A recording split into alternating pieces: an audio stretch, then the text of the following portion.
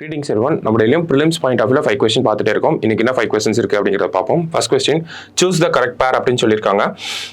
Covishield அப்படிங்கிறது Serum Institute of India, Covaxin அப்படிங்கிறது Bharat Biotech அப்படின்னு சொல்லியிருக்காங்க. ஓகேங்களா, சரியான இணையை தேர்ந்தெடுக்கவும். கோவிஷீல்டு வந்து சீரம் இன்ஸ்டிடியூட், கோவாக்சின் அப்படிங்கிறது பாரத் பயோடெக். ஸோ ரெண்டுமே கரெக்டா இருக்கா அப்படின்னு பார்த்தோம்னா நமக்கு கோவிஷீல்டு ஓகேங்களா, எஸ்ன்னு வந்தா இந்த இடத்துல எஸ் தான் வரணும். ஓகேங்களா, ஸோ ஷீல்டு அப்படின்னா Serum Institute of India, Covaxin வந்து பாரத் பயோடெக். ரெண்டுமே கரெக்ட் தான், போத் ஆர் கரெக்ட் அப்படிங்கிறதா கரெக்ட் ஆன்சர். சமீபத்தில் பார்த்துருப்போம், கோவிஷீல்டை உருவாக்குறதுனால நமக்கு இந்த பிளட் கிளாட்டிங் அப்படிங்கிறது ஆகுது, ரத்தம் உறைதல் அப்படிங்கிற ஒரு பக்க விளைவு ஏற்படுது அப்படிங்கிறத சொல்லியிருந்தாங்க. அதே மாதிரி இப்போ கோவாக்சினை பத்தின ஒரு ஸ்டடியும் பண்ணியிருந்தாங்க. யாருன்னா பெனாரஸ் ஹிந்து யூனிவர்சிட்டி வந்து பண்ணியிருந்தாங்க. ஓகேங்களா, ஸோ இந்த பெனாரஸ் ஹிந்து யூனிவர்சிட்டி பண்ண இந்த ஒரு ஆய்வறிக்கையில் என்ன சொல்லியிருக்காங்க அப்படின்னா, இந்த வேக்சின், இந்த கோவேக்சினை போட்டுக்கிட்ட 30% பேருக்கு வந்து உடல்நல பாதிப்புகள் இருக்க தான் செஞ்சுது அப்படிங்கிற ஒரு ஸ்டடியே சொல்லியிருந்தாங்க. ஸோ சமீபத்தில் 2 வேக்சினை பற்றியும் நமக்கு வந்திருக்கனால இப்போ 2 யார் உருவாக்குனாங்க, இந்தியாவில் யார் மேனுஃபேக்சர் பண்ணுறாங்க அப்படிங்கிறத வச்சு நம்ம பார்த்துருக்கோம். சரிங்களா, ஸோ அடுத்தது, forest fire is a major threat in which state of India? இந்தியாவின் எந்த மாநிலத்தில் காட்டுத்தீ பெரும் அச்சுறுத்தலாக உள்ளது அப்படின்னு பார்த்தோம்னா நமக்கு உத்தரகாண்டில் தான் இந்த காட்டுத்தீ அப்படிங்கிறது ஒரு மிகப்பெரிய அச்சுறுத்தலாக இருந்துகிட்டே இருக்கு. சமீபத்தில் கூட மிகப்பெரிய காட்டுத்தீ அப்படிங்கிறது அவங்களோட தலைநகரம் நைனிடால் வரைக்கும் வந்துருச்சு. சரிங்களா, ஸோ இதை பற்றின விஷயங்களை டிஎன்ஏல பார்ப்போம் நம்ம. அடுத்தது, where is Somi Bagh located? சோமி பாக் எங்கு அமைந்துள்ளது அப்படின்னு கேட்டிருக்காங்க. ஸோ எங்க இருக்கு அப்படின்னு பார்த்தோம்னா நமக்கு ஆக்ரால இருக்கு. இது என்னன்னா ஒரு மணிமண்டபம் தான். ஓகேங்களா, ஸோ யாருக்கான மணிமண்டபம் அப்படி அந்த மாதிரியான விஷயங்களை நம்ம டிஎன்ஏல பார்ப்போம்.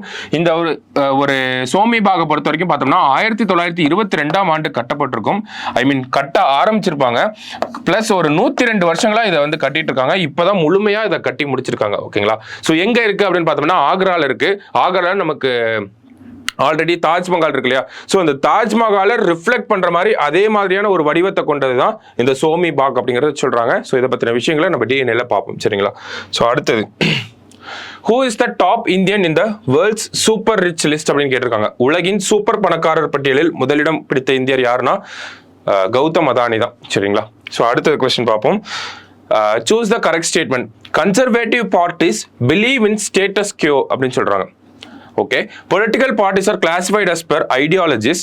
அடுத்தது, in India Communist Party of India and Marxist Communist are examples of rightist parties அப்படின்னு கொடுத்துருக்காங்க. Radical parties are rightist, conservative parties are leftist and liberal parties are centrist அப்படின்னு சொல்லி அரசியல் கட்சிகள் அவங்களுடைய சித்தாந்தங்களின் அடிப்படையில் ஒரு கேள்வி வந்திருக்கு நமக்கு. ஓகேங்களா, ஸோ என்ன அப்படின்னு பார்த்தோம்னா பழமைவாத கட்சிகள் மாற்றமில்லா நடைமுறைகளில் நம்பிக்கை கொண்டுள்ளன அப்படின்னு சொல்றாங்க. ஓகேங்களா, இங்கிலீஷ்ல என்ன பார்த்தோம் நம்ம, conservative parties believe in status கியோ. ஓகேங்களா, கன்சர்வேட்டிவ் அப்படின்னாலே பழமைவாதம் அப்படிதான். ஓகேங்களா, ஸோ இந்த பழமைவாத கட்சிகள் ஸ்டேட்டஸ் கியோ அப்படிங்கறத விரும்புவாங்க. ஓகேங்களா, அதாவது மாற்றமில்லா நடைமுறைகள் தான் அவங்களுக்கு தேவையும் கூட. பழசு எப்படி இருக்கோ கன்சர்வேட்டிவா ஒரு பேட்ரியார்கியலா பழசு எப்படி இருந்துச்சோ அதே மாதிரி தான் இருக்கணும். இப்பயுமே டெக்னாலஜி என்னதான் வளர்ந்தாலும் சரி, ஒரு சில விஷயங்கள் பழைய மாதிரியே தான் இருக்கணும். அந்த மாற்றத்துக்கு ரொம்ப எதிராக வந்து இருப்பாங்க. ஓகேங்களா, அப்ப மாற்றமில்லா நடைமுறைகளில் நம்பிக்கை கொண்டுள்ளன கன்சர்வேட்டிவ் பார்ட்டிஸ்னாலே அப்படிதான். ஓகேங்களா, பழமைவாத கட்சிகளாக தான் இருப்பாங்க. ஸோ ஃபர்ஸ்ட் ஸ்டேட்மெண்ட் நம்ம கரெக்ட் தான். அரசியல் கட்சிகள் சித்தாந்தங்களின் படி வகைப்படுத்தப்படுகின்றன. ஸோ ஒரு பொலிட்டிக்கல் பார்ட்டினாலே நம்ம ஐடியாலஜியை பேஸ் பண்ணி தான் நம்ம சொல்றோம். ஓகேங்களா, ஸோ அடுத்தது பாருங்க, இந்தியாவில் இந்திய கம்யூனிஸ்ட் கட்சி மற்றும் இந்திய கம்யூனிஸ்ட் அதாவது மார்க்சிஸ்ட் கம்யூனிஸ்ட் கட்சி இவங்க 2 பேருமே வலதுசாரி கட்சிகளுக்கு எடுத்துக்காட்டுகள் அப்படின்னு சொல்றாங்க. ஸோ வலதுசாரி கட்சிகள் அப்படிங்கிறவங்க தான் நமக்கு இந்த பழமைவாத கட்சிகள் அப்படின்னு சொல்றோம். ஓகேங்களா, ஸோ அவங்க அந்த மாற்றத்தை விரும்பவே மாட்டாங்க. ஓகேங்களா, அப்போ இந்தியாவில் கம்யூனிஸ்ட் பார்ட்டியை பொறுத்த வரைக்கும் பார்த்தாலும் உலக அளவில் கம்யூனிசம் அப்படின்னாலே ரெவல்யூஷன், ஒரு புரட்சியை தான் சொல்லுவாங்க. அப்போ இந்தியாவை பொறுத்த வரைக்கும் இந்த கம்யூனிசம் பார்ட்டிகள்லாம் வலதுசாரியில் வருவாங்களா அப்படின்னு கேட்டால் கிடையாது. இவங்கெல்லாம் இடதுசாரிகள். ஓகேங்களா, லெஃப்டிஸ்ட் பார்ட்டிஸ் அப்படின்னு வரும். ஓகேங்களா, இதில் ரைட்டிஸ்ட் அப்படின்னு கொடுத்துருக்காங்க இல்லையா, ஸோ ரைட்டிஸ்ட்னு வராது, லெஃப்டிஸ்ட். ஓகேங்களா, ஸோ இடதுசாரிகள் அவங்கள தான் நம்ம கம்யூனிஸ்ட் அப்படின்னு சொல்றோம். ஓகேங்களா, அடுத்தது பார்த்தோம்னா தேர்ட் ஸ்டேட்மெண்ட் தப்பு. ஃபோர்த் ஸ்டேட்மெண்ட் பார்ப்போம். தீவிர மாற்றத்தை வலியுறுத்தும் கட்சிகள் வலதுசாரியாகவும், பழமைவாத கட்சிகள் இடதுசாரியாகவும் மற்றும் தாராளவாத கட்சிகள் நடுநிலை கட்சிகளாகவும் கருதப்படுகின்றன அப்படிங்கிறத சொல்றாங்க. ஓகேவா, ஸோ இப்போ ரேடிக்கல் பார்ட்டிஸ் ஆர் ரைட்டிஸ்ட் அப்படின்னு சொல்றாங்க. ரேடிக்கல் பார்ட்டிஸ் அவங்க தான் ரெவல்யூஷன் வேணும்னு சொல்றாங்க, ஒரு புரட்சி வேணும்னு சொல்றாங்க, நிறைய மாற்றங்களுக்கு ஆதரவா இருக்கக்கூடியவங்க தான் ரேடிக்கல் பார்ட்டிஸ் அப்படின்னு சொல்றோம். இப்போ ரேடிக்கல் பார்ட்டிஸ்னா ரைட்டிஸ்ட் வராது, லெஃப்டிஸ்ட்னு வரும். ஓகேங்களா, இவங்க தான் மாற்றத்துக்கு ஆதரவா இருப்பாங்க.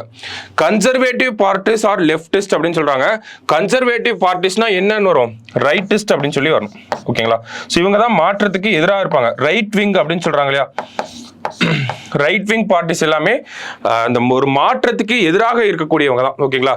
ஒரு இனம் சார்ந்து இல்ல ஒரு மொழி சார்ந்த ஒரு கொள்கையை வந்து வச்சிருப்பாங்க. ஓகேங்களா? இந்த மதத்தை சேர்ந்தவங்க தான், இந்த இனத்தை சேர்ந்தவங்க தான் அப்படின்னு சொல்லி நம்ம ஹிட்லர் நாசி பார்ட்டி சொல்றோம்ல, அவங்களாம் வந்து கன்சர்வேட்டிவா இருப்பாங்க, ரைட் விங்கா வந்து இருப்பாங்க. ஏன்னா அவங்களுக்கு அவங்களோட இனம் தான் ஃபர்ஸ்டா இருக்கும். அந்த மாதிரியான ஒரு கொள்கை, அந்த மாதிரி பழமைவாத கருத்துக்களை வச்சிருக்கவங்கள தான் நம்ம கன்சர்வேட்டிவ் பார்ட்டிஸ் அப்படின்னு சொல்றோம்.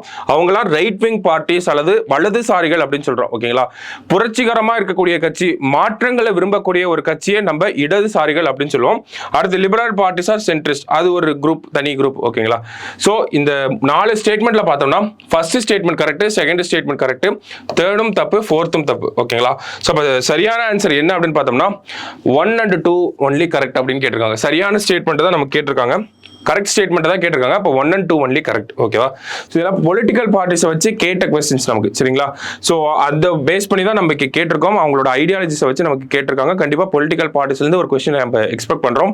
பார்ப்போம். சரிங்களா? ஸோ இன்னைக்கு 5 கொஸ்டின்ஸ் இதெல்லாம் தான். நாளைக்கு 5 கொஸ்டின்ல மீட் பண்ணலாம். தேங்க்யூ.